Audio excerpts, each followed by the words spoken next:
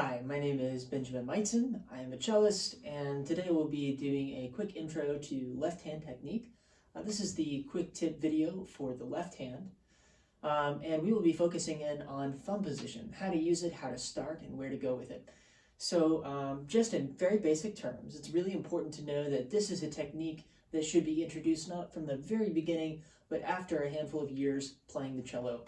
It is tremendously useful. Many would consider it quite potentially the most useful and versatile technique for the left hand. So let's begin. The harmonics at the center point of the strings should be sort of the starting reference point for thumb position. And if your student doesn't know where those are, they shouldn't be learning thumb position. So let's look at those. So that's for the D string, it's right here. A string, it's right here. You'll notice it cuts the string in half. So we'll use those harmonics for reference. We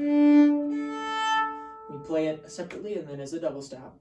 Once we feel confident we know where that location is, instead of playing it with our third and second finger, respectively, we will replace those fingers with our thumb. Notice how my thumb is laying evenly across both the A and D string. It's important to note that with any student learning this technique, it must be done that both strings are covered. The D string connects with the side of the nail on the thumb. The A string connects with just above the knuckle. Now, some thumbs are slightly different, but that's generally what we see across the board. So just on the side of the nail is where the thumb rests on the D string, and just above the knuckle is where the A string will rest on the thumb. So let's try that one more time.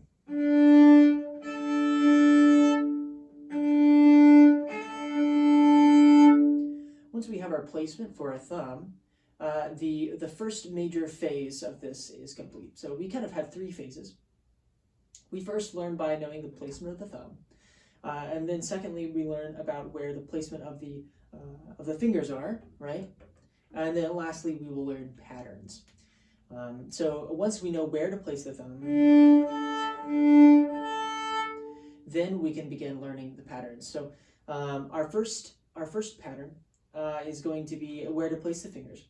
That would be considered in just the basic major scale format is the best way that I found to introduce this technique. So just thinking of it in whole step, half step, whole step, whole step, whole step, half step.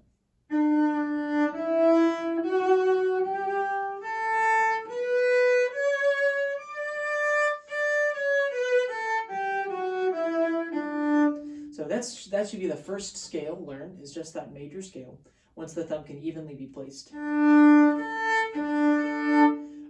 that line with where the harmonics are. Once students feel comfortable with that scale, I generally introduce 5 different patterns that need to be learned by the left hand to be able to play in thumb position. We just talked about basic finger placement for what we would call pattern 1.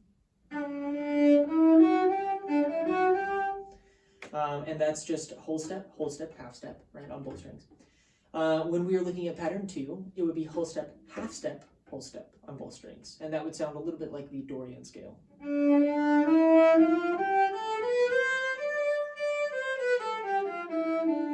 That's pattern 2. Pattern 3 starts with a half step, so half step, whole step, half step, whole step, whole step. Well, notice this one sounds a little bit like a Phrygian scale.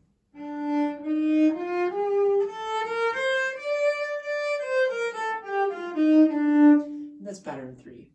Our pattern 4 and 5 are used less often, but they are still important to know as they do occur often in concerto repertoire and more advanced music.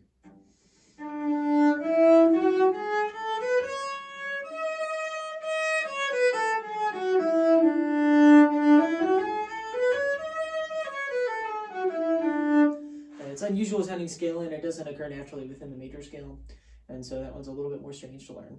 But that's pattern 4. And then our pattern 5 is all half steps. So you'll notice with pattern 4, all whole steps, pattern 5, all half steps.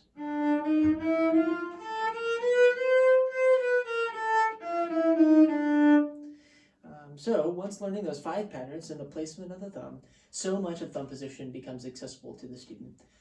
Then you can begin to think about moving the thumb across to different ranges. You can think about beginning to introduce the 4th finger, using it in low ranges versus using it in upper ranges. Again, it is arguably, and maybe even not arguably, just the most versatile left hand technique and extremely crucial for any cellist to learn if they are looking to reach a higher level of cello playing.